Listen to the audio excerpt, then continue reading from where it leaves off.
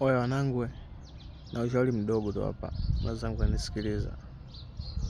Jamani, inapotokea mtu labda kwenye mishemishe zako huko, labda mtu atokea akakuomba msaada, naomba nisaidie kiasi fulani, au naomba nisaidie mazingira fulani yamefeli, haijalishi unamjua au mjui. Mimi nakwambia msaidie mwanangu.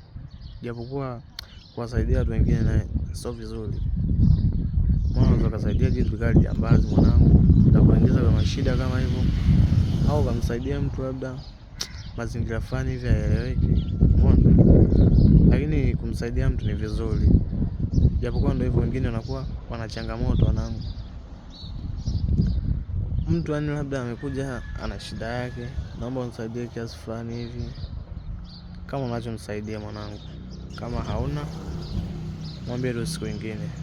Kwa sasa sina au niko vibaya, sijapata chochote.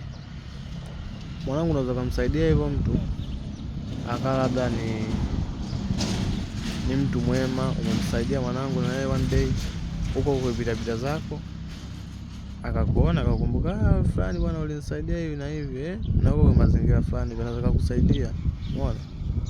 Kwa maisha kusaidiana ni mazuri sana yani.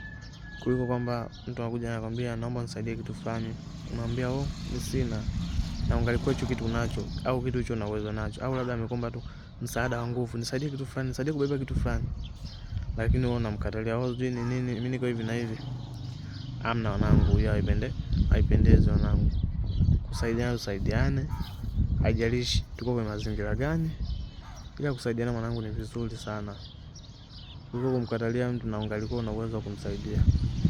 Akikomba msaada wowote ule ambacho unaona huo msaada una uwezo nao, msaidie. Nawakubali sana wanangu, asanteni sana.